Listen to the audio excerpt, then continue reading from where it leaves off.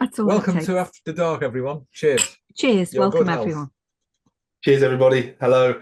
I'm not quite sure what's going on here. What did we call it earlier? A Sheldrakean brew, I think. Sheldrakean brew, yeah. Yes.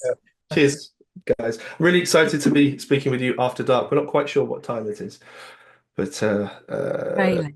It's very late. Yeah, we could start with Poltergeist, couldn't we?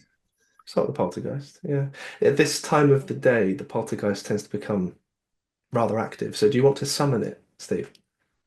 Rather not. In fact, usually I don't have to because you're so, as I say, social with it that you share it with us without request. It just turns up and does its own thing. Yeah, an exteriorization phenomenon, field harmonic resonance. It could be any of those things. It's certainly a field effect, and it's not obviously physical in the sense that science would normally understand it. But if we go back and remember that time when it first showed itself on camera, the Jung To Live By book, there was that loud crash and then it jumped off the shelf.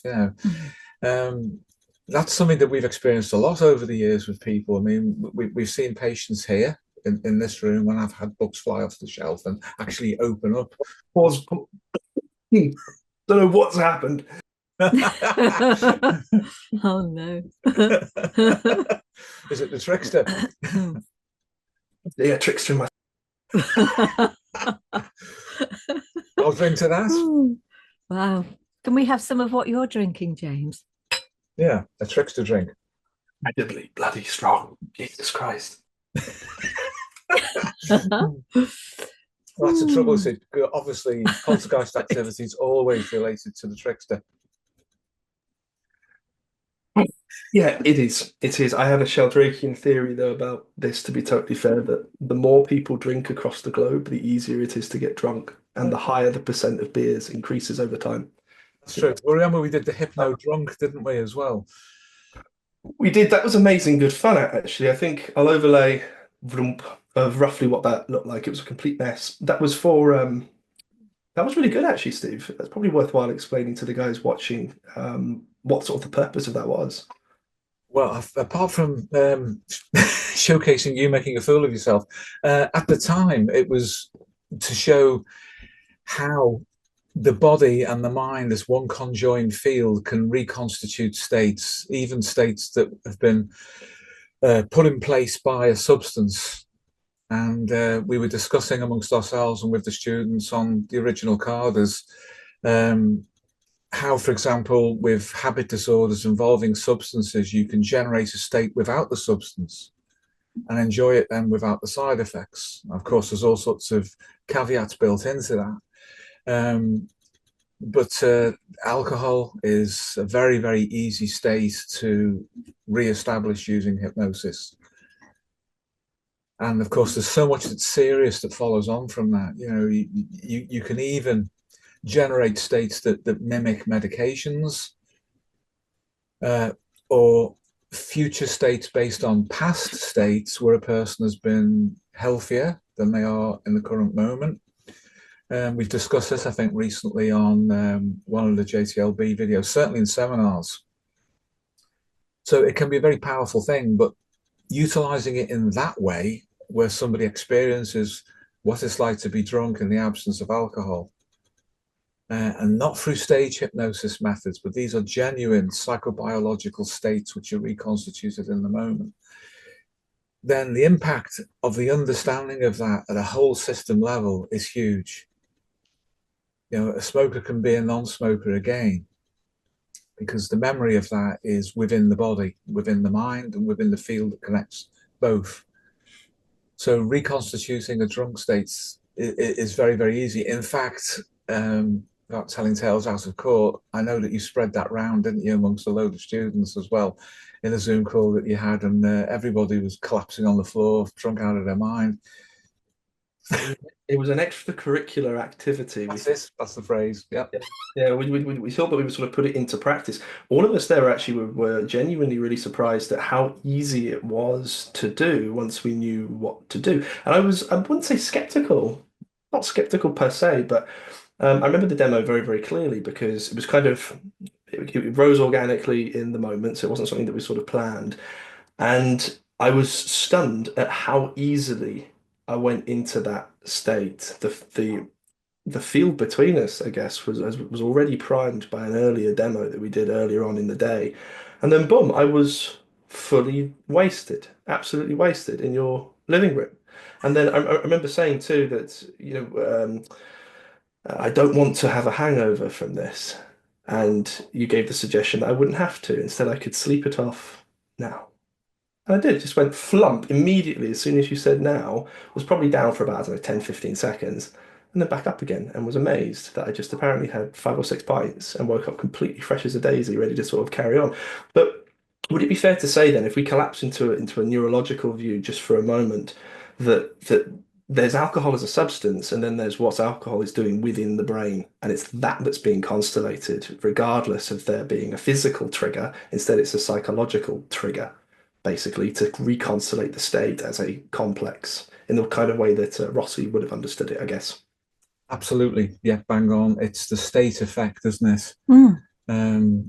I know that some people used to use a technique called the mind medicine room, and I wouldn't say that I would agree with this in terms of its efficacy 100%, but to some extent it does work. We're basically, if you've been exposed to medication at a certain level, then you can generate the response to the medication by using hypnosis, altered states of consciousness, trance states, broadly speaking, in order to get the neurophysiological correlation with the substance being present without the side effects. So it's as if the downstream expected, anticipated, and modeled consequences of the substance are present, and you don't have side effects. Would all it take would be for, say, one effective dose at some point in someone's life, and that would be enough to constitute that state? Because all medications are going to be at one level dissociative. Some are obviously psychologically dissociative, but biologically, you've introduced an exogenous substance that's doing things that the genome hasn't released. So I imagine there's some level of superposition dissociation going on there that's enough to form some kind of, not pathological, but complex, basically. Would that be right? Yes, and you're right to frame it in that way. So we don't think that we're actually putting a substance in through suggestion. What we're doing is offering the opportunity to generate an end state following the use of a substance which is not there, but the reaction will be to that. Now, the important thing to understand here is that this happens through suggestion all the time.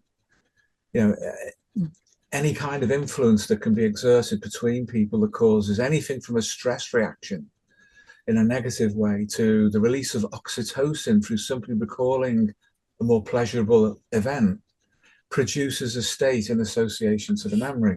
If we make one another angry, there's a psychoneuroendocrine effect. If we make one another hypersecrete acid in the stomach just through words, then there's the activation of a state that can be triggered again. So in that sense, putting the use of a substance or even a medication into that frame, we can see how the information is constellated sufficiently at a functional endpoint to deliver an effect. So we don't need necessarily the substance to be there or all of the circumstances to be reconstituted for the effect to be derived. This is one way that the placebo works, for example, is through an anticipated end result of the introduction of an active substance. And it was well understood by Rossi and well understood by people before him as well, and still is by some people. So it's the whole state holographically can be reconstituted from the effective psychological trigger as a part to whole relationship. And that's how you got Hypno-Drunk. And how do you do it, Paul, when we get you Hypno-Drunk? Well, usually just the smell of it is sufficient for me, so I probably won't be having a great deal of it this evening. Never mind. She's well trained. There are certain trigger words that I have, don't I, that I can use, and she will go into a state of intoxication or other required state as well. It does take a lot of practice, but after a while, it becomes easy to trigger, doesn't it, dear? Oh, it does indeed. But, despite the levity, this has far-reaching implications, doesn't it, for our own self-management, really, when it comes to our health, our mental and our physical well-being.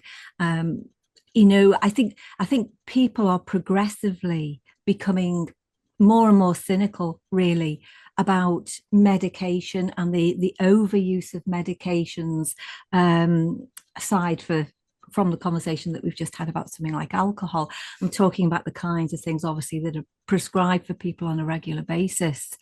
And I think people are heading more in the direction of rejecting big pharma, shall we say, if we're thinking sort of collectively about the push from medicines, and the kind of insane profits that are made off the back of people's physical suffering, really, and mental suffering from that matter.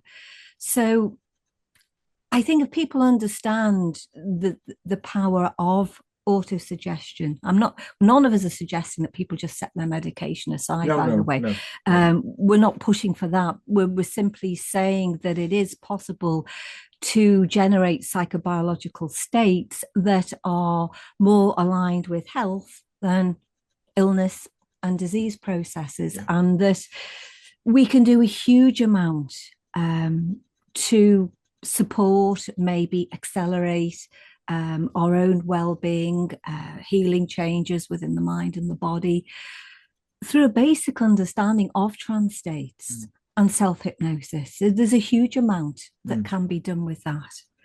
So, like I say, although there is the levity about the idea of intoxication. I mean, we talk about people becoming intoxicated by atmospheres, don't we? And by ideas as well. It's not only through the consumption of alcohol or other substances. So that idea of intoxication even can be separated off from or dissociated off from a substance so that it can be experienced in the absence of substances.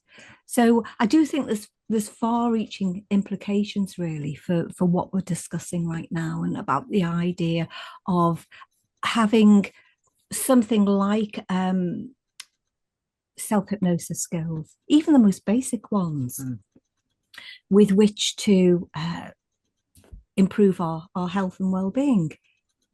And then we can share some of those skills between ourselves to some extent. Obviously, it's not something we can supervise necessarily, but we can give just enough to get people started, and for them to do it in a way that is safe. I mean, obviously, we're not going to share anything here that's too sophisticated, but we can certainly share some of what we know, which might help some people to get the boat off the rocks. So would you say then that knowing that this is possible is the important first step? It is possible, and it's actually quite mundane. It's everyday.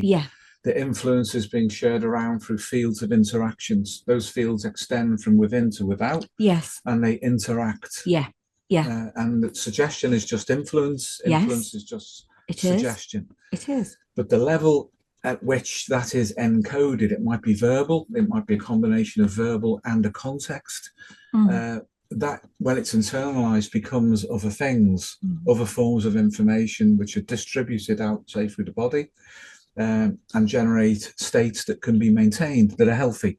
Just as unhealthy states can be maintained through the same route. And it's the maintenance of those unhealthy states that form what we refer to as being pathological complexes. Which, of course, from our model, are biopsychosocial. So they're not just psychological entities. They affect every aspect of our lives. So in that sense, they have a field effect. And they spread out, and they affect other people within our milieu, within our families, within our friend sets, in our work environments and beyond.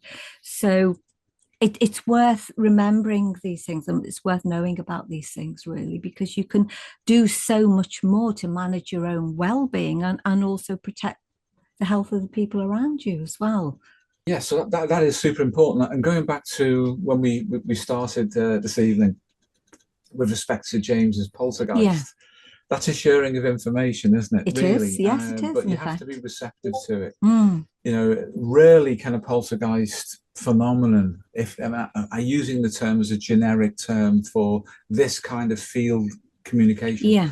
rarely will that happen if there is not a receptive subject or a receptive relationship to that. Mm. And what organizes that is the meaning that's latent within the communication and the relationship between the people involved.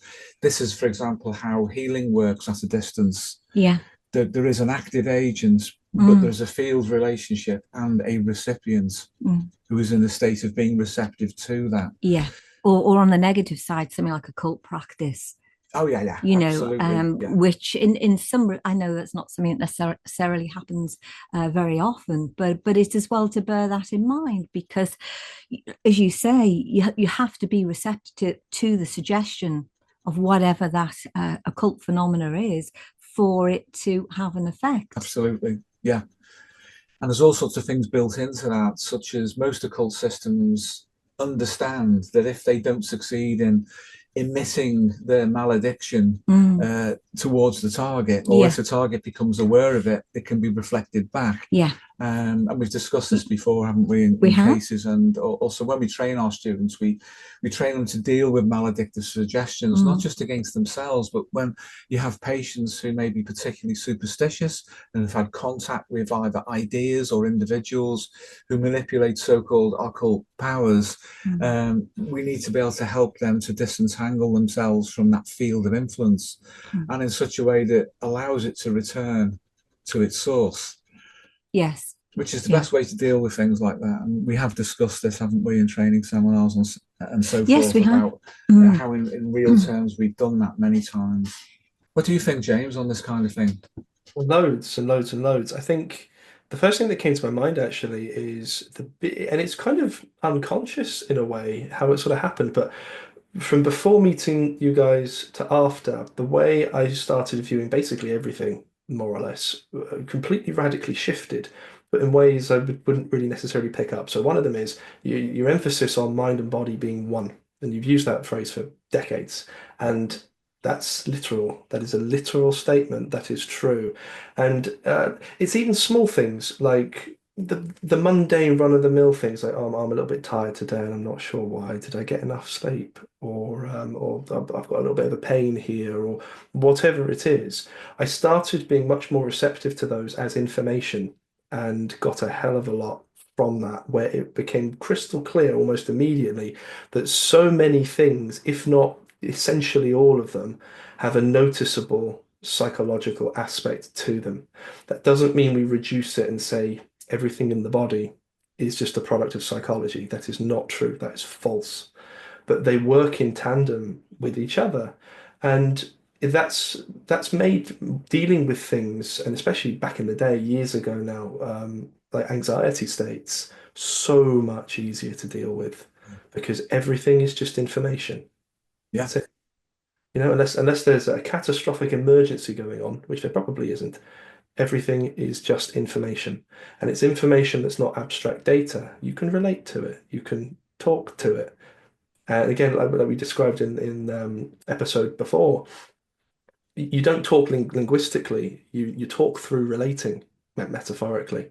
You receive the information. You understand that it's a field, and you work with it. And as you've always said, Steve, you receive and then follow where it goes. That really, really works. It calms everything down, and it means that you learn all the time.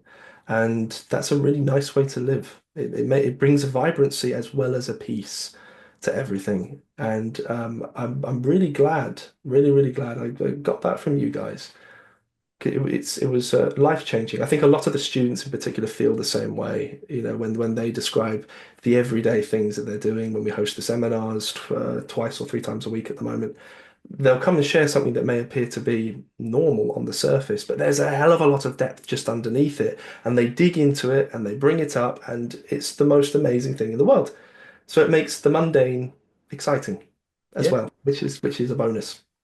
Yeah, it's part of this paradigm shift, this real one, which is moving away from psychodynamics into infodynamics. So psychodynamics really is the lineage representation of depth psychology as it formed in the 19th century. But informational field dynamics as superpositioned and exchanging energy and information in these different extended ways is definitely the successor to psychodynamics. Psychodynamics is psycho-reductive. There's immediately a barrier with biology and with the extended environment, except through fantasized symbols, usually as representations.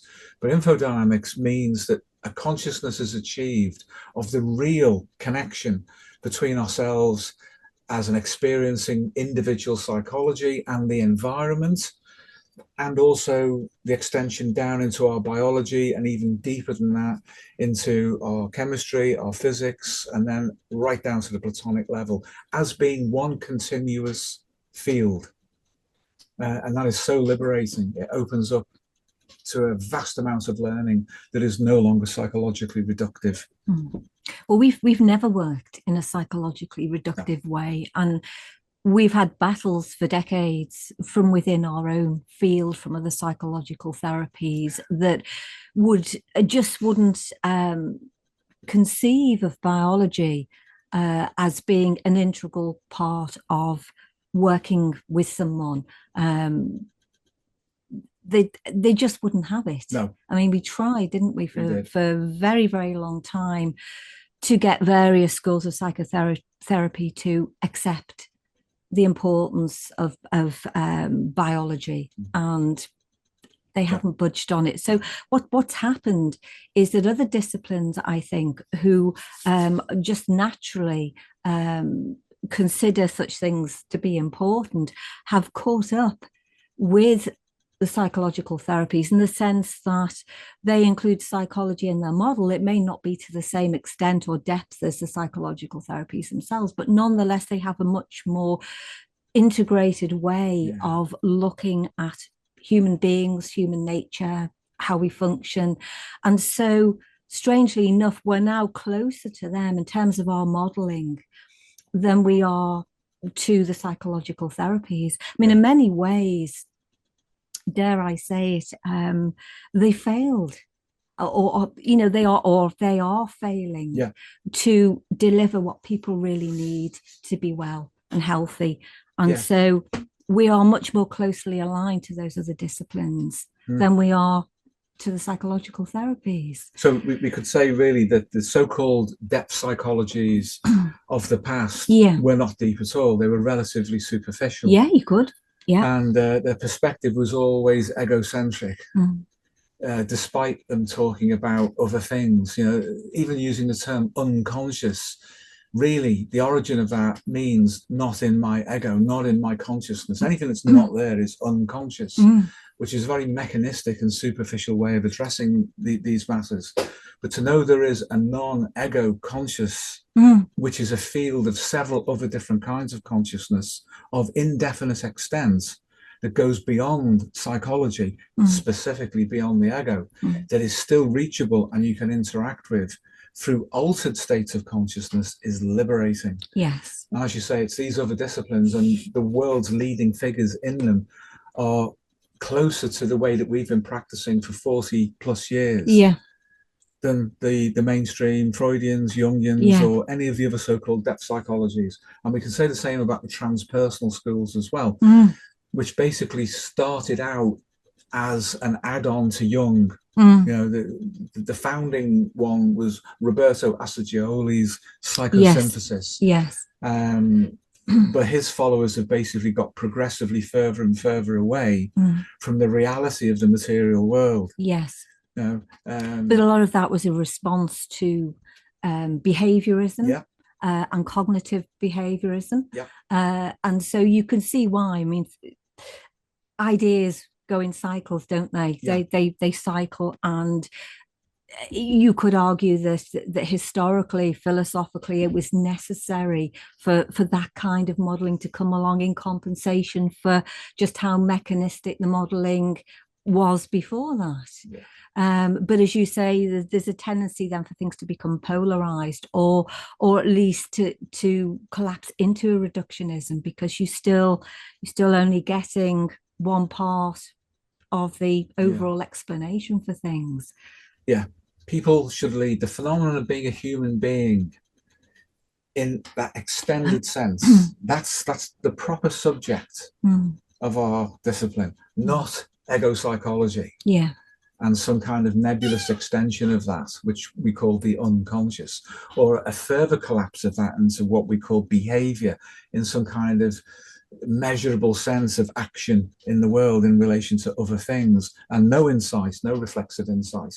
But in the West, we've had to get over what's happened to philosophy in the past few centuries and its reductive collapse. Go back philosophically to the Greeks.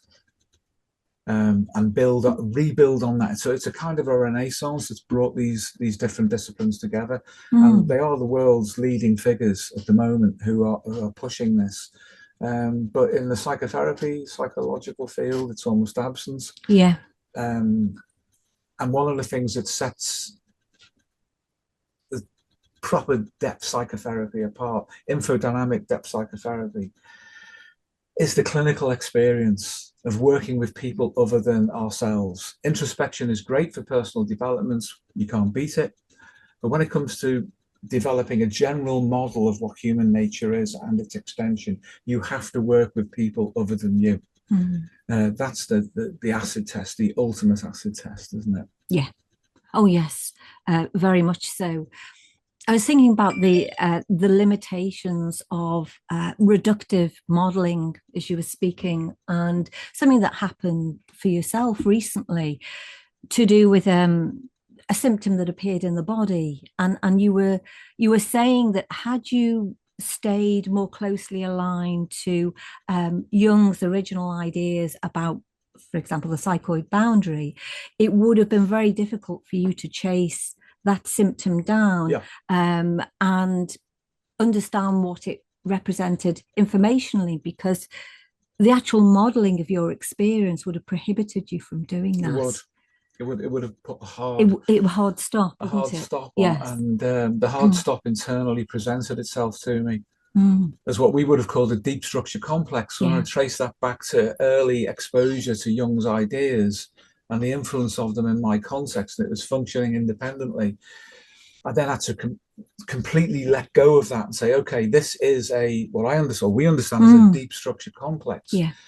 But what's it doing? And of course, we know from work with other people, which is so important, thousands of other people over the decades, the deep structure complexes are a paradox because they offer you a representation of the problem, and within that is embedded the solution. And it's how you engage with it that's decisive. So the deep structure complex will either let you in to the real meaning, or it will keep you out.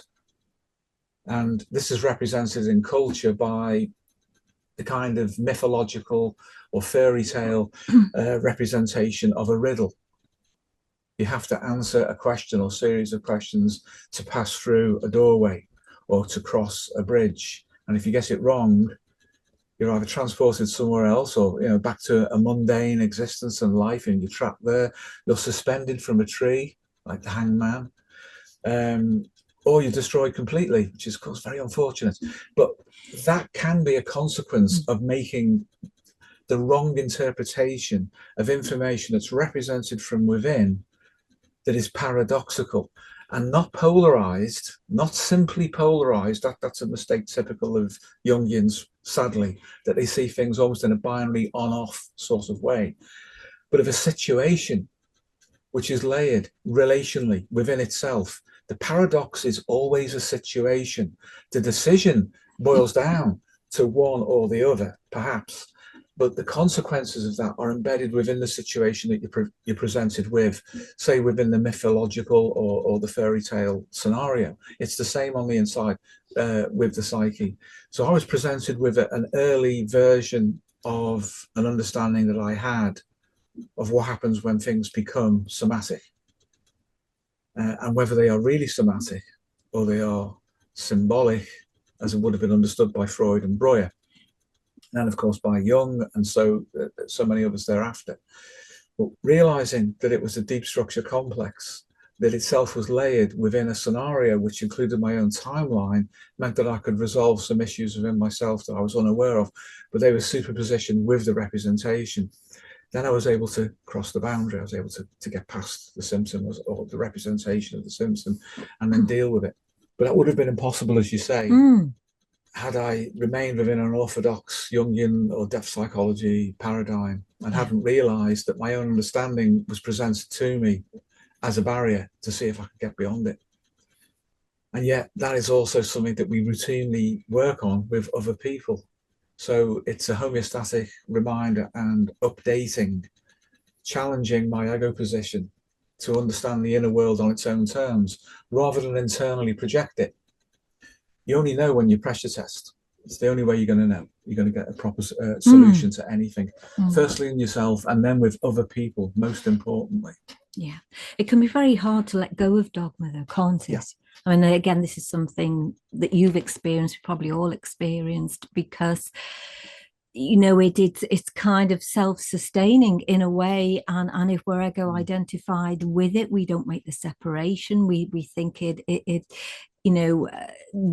beliefs that we have are our own, and that we've maybe gone as far as we can with understanding something. And again, we're back to the power of suggestion, in particular, in cases like that auto-suggestion, where it helps to keep you trapped, and you can't get beyond a particular point. And I know it, and if you don't mind me saying, took you a long time to let go of a lot of the Jungian theory, and to move on from it in a way that has turned out to be incredibly helpful, really. Yeah, I mean, we're going back decades now, aren't we are going back a very long time. But originally it was, I felt, a necessary counterpoint to the very, very harsh realities that I was going through every day as a frontline police officer, a teenager frontline police officer. So in that sense, it provided a protected fantasy space where I could operate outside of that. But of course, it's a trap, because it means that you don't adapt to those realities. And yet the realities were being presented to me precisely to pressure test whether I can hang on to those ideas, not as a fantasy, but to utilize them as fuel to pressure test against that.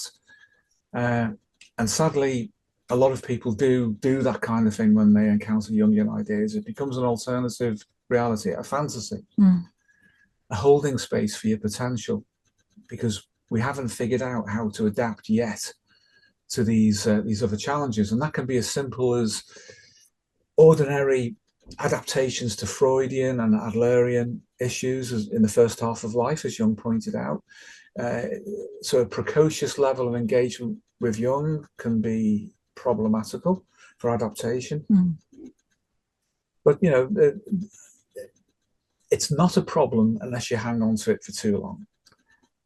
Once you realize why these ideas are so attractive and interesting to you, and why you're building a fantasy around them that appears to be very real because you occupy that state, and it's something that you can go into to avoid, as I say, any kind of external reality or failure and adaptation we may have made in our life. Once you've got that and understand it, that's immediately ego strengthening. At that point, then, you need to pressure test the model that you've lived your life by and say, what's still standing in this, that despite allowing the pressure testing in, is still there. That's a really good model. You can use that in so many situations. And that is, I say, ego strengthening, which means you adapt better anyway. And that then becomes a process of unfolding along your lifespan development trajectory.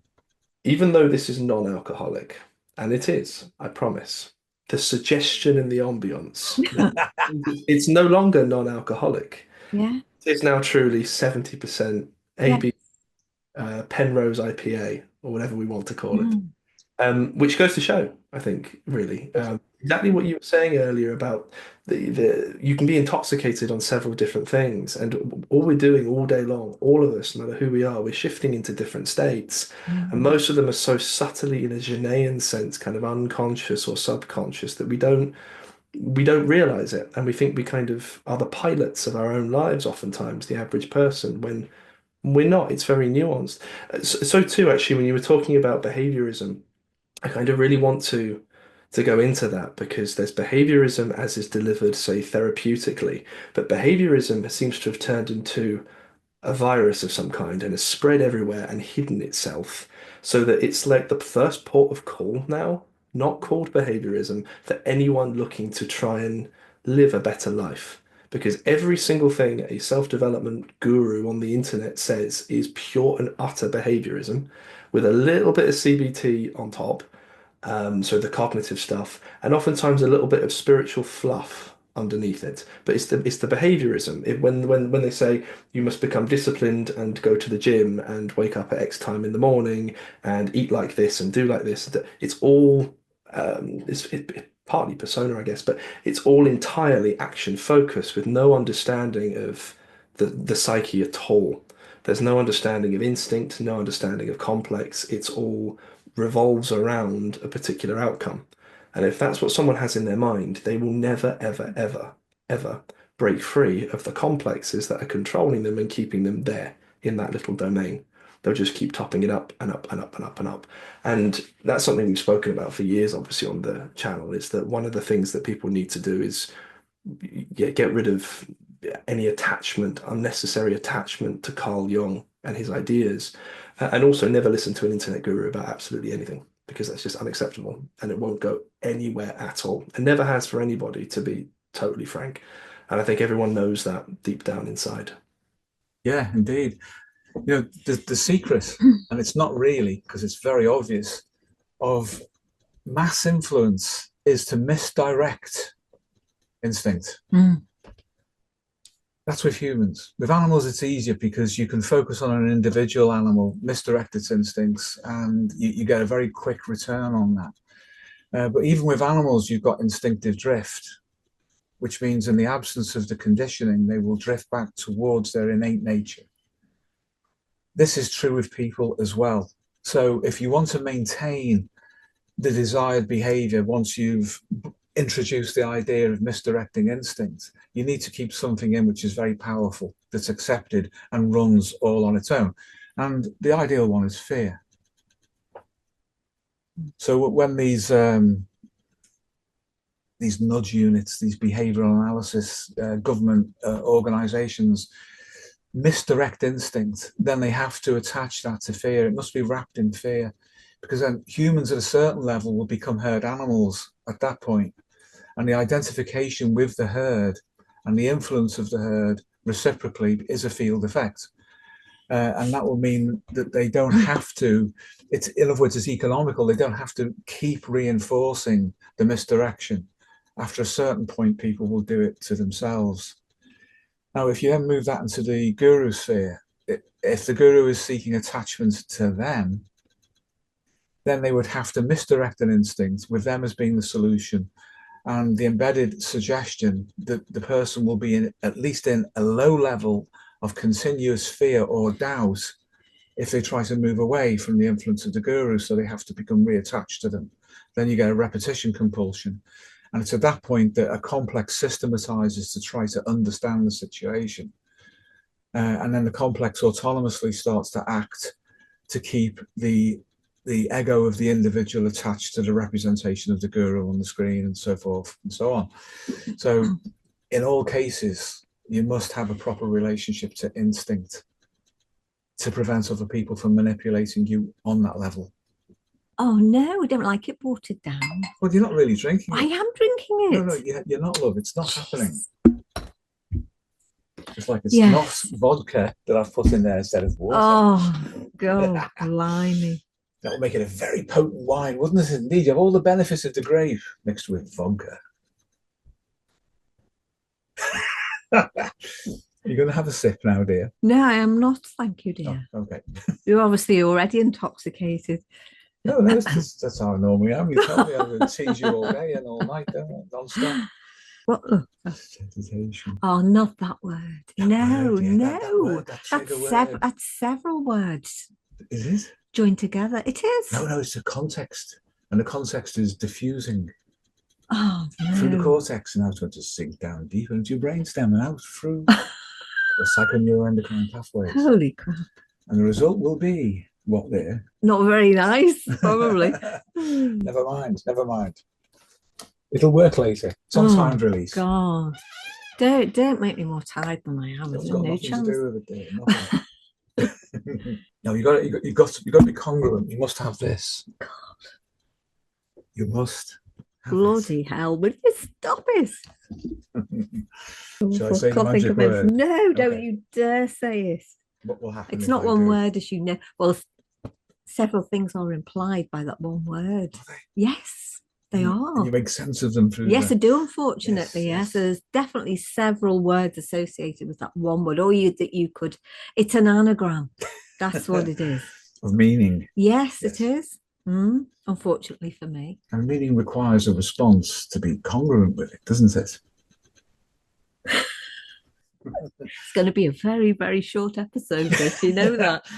Yes, you could take a nap, couldn't you? Oh, and it'll all be over. Oh, hopefully not completely. As in lights out, do you mean? Oh, don't say that. You know what will happen. You know what will happen if I press the button, don't you? No. Don't even go near it. No, don't go near it. Oh. Bloody nuisance. There you go. She's drinking the vodka. You all right, love? Yes. I was looking to see if there's any pills up here, but there's nothing up there. You want a pill? Yes, I do, please. 2 preferably. You want some sedation? No, I do not want that. I think we need another one of these, don't you? We do, but we can always do that afterwards, and yes, I can yeah. front. That's likely to make it easier to do it that way. Okay. Yeah, because you might fall asleep, right? God, you can't get off that at all, can you? What's up, love? Shall I absent myself? Would that be better? Only in mind. You can stay here, but your mind can go somewhere else. Oh, don't, love. Stay with us. Don't wander off in your mind. God. You better I have done now. We should bugger off. You better suggest something, James. Yes, please, James. Say something quickly. Before the trickster steps in and brings down the curtain of night. Yes. No, that's not what's happening, but never mind. Okay. Okay, then, James. So I think that's enough for tonight. It's very early on in the morning, and Pauline wants to go to sleep, don't you, dear? Well, not right now, no. So before that, we'll give a toast to all the fellow labourers in the vineyard of the human soul, wherever you may be, whenever you may be. Yeah. Cheers. Cheers. A toast, my friend. Cheers, James. Take care. Thank you. And you.